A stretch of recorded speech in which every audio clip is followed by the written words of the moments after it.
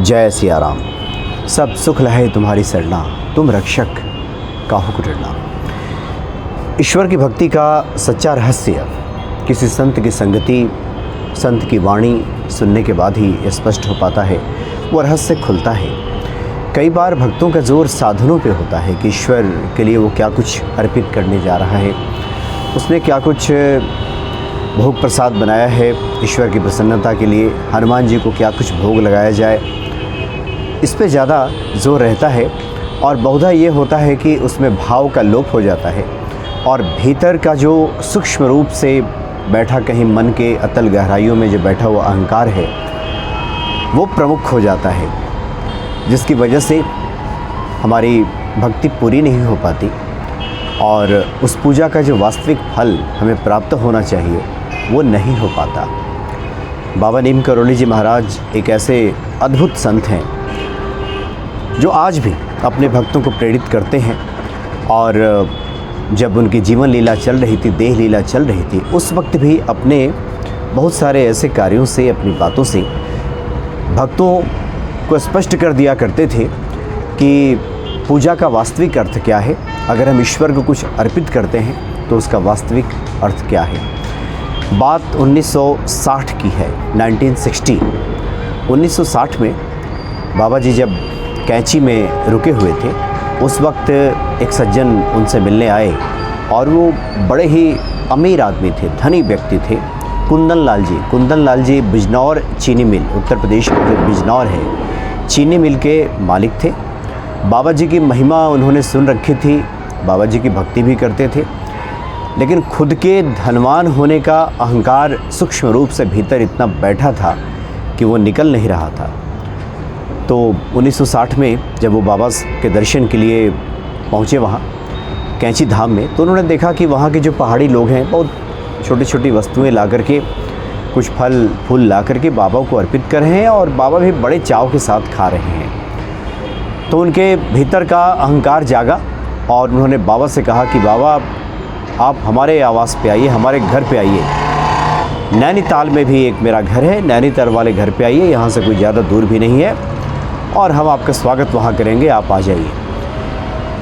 बाबा नीम करोली जी महाराज कुंदन लाल जी के इस अहंकार भरे वचन को समझ गए कि कुंदन लाल जी कहना क्या चाह रहे हैं, लेकिन बाबा अपने इस भक्त के अहंकार को धूल धूसरित भी करना चाहते थे, अहंकार को मिट्टी में भी मिलाना चाहते थे। क्योंकि ईश्वर का भोजन अहंकार है, भक्तों के भीतर जो अहंकार पैदा हो जाता है उसको नष्ट करते हैं भगवान। तो बाबा नीम करोली जी ने अनमने ढंग से कहा कि ठीक है, हम आ जाएंगे। तो कब आएंगे? बाबा ने बता दिया कि हम इस दिन आएंगे। तो फिर अहंकार सेठ जी का जागा और अहंकार के वशीभूत होकर उन्होंने कहा कि बाबा हम आपके लिए क्या बनवाएंगे? तो बाबा ने कहा कि जो चाहो बनवा लेना। नहीं, फिर भी बताइए बाबा, जो आप चाहेंगे, जो आपकी इच्छा होगी वो हम बनवा देंगे। तो बाबा ने कहा कि दाल रोटी बनवा देना, मिस्सी रोटी। बाबा ने उस पर कहा था कि मिस्सी रोटी और दाल बनवा देना। तो सेठ जी ने कहा कि बाबा दाल रोटी और मिस्सी क्या, हम आपके लिए मालपुआ बनवाएंगे, आइए और पधारिए हमारे घर पे। तो उनके जो स्वर का अहंकार था, खुद के धनवान होने का जो अहंकार था, ये बाबा इसको तिरोहित करना चाहते थे। तो बाबा ने कह दिया कि ठीक है, आएंगे। और उनके पास जो भक्त बैठे थे उन लोगों ने सुना इस बात को। बाबा ने बुदबुदाते हुए कहा कि ठीक है, वो तुम्हारा मालपुआ तो कुत्ते खाएंगे। बाबा के मुख से बुदबुदाते हुए बाबा ने बातें कहीं।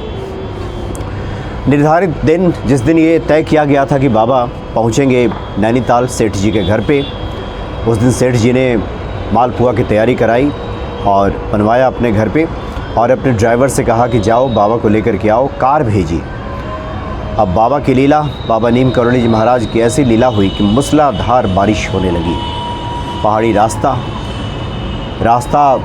पार करना कठिन हो गया। 1960 की बात है, बहुत दुर्गम ये रास्ता बन गया। इतनी बारिश हो रही थी, पहाड़ों का स्खलन एक तरह से शुरू हो गया और ड्राइवर की गाड़ी रास्ते में ही फंस गई।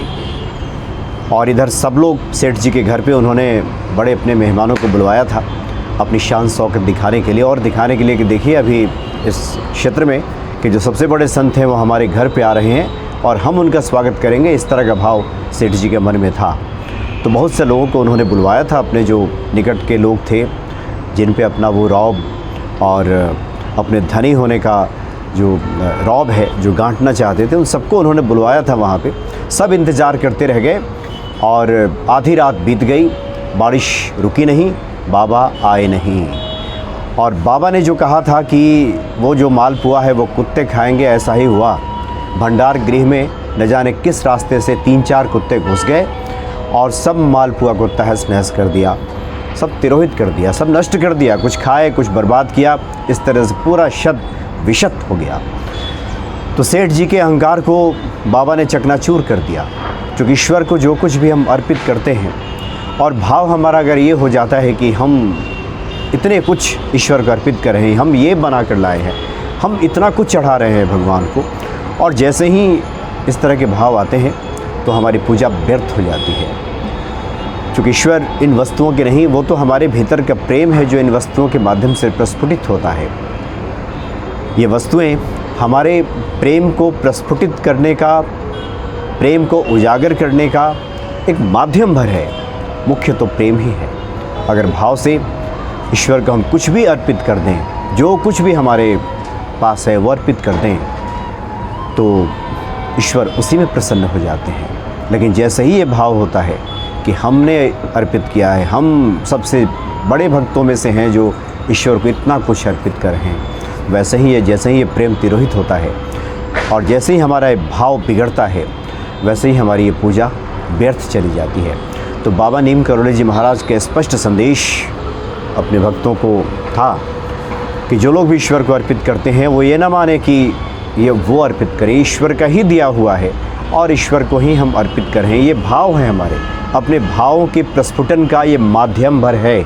जो कुछ भी हम हनुमान जी को लड्डू, फल फूल, पान का बीड़ा, जो कुछ भी हम चढ़ाते हैं वो सिर्फ हमारे भावों का प्रस्फुटन है, जिन वस्तुओं के माध्यम से हम ईश्वर को अर्पित करते हैं, बाकी कुछ भी नहीं। तो इसलिए भाव के साथ जो कुछ भी हम ईश्वर को अर्पित करते हैं, सहर्ष इसे भगवान स्वीकार करते हैं और अपने भक्तों पर कृपा करते हैं। जय सिया राम।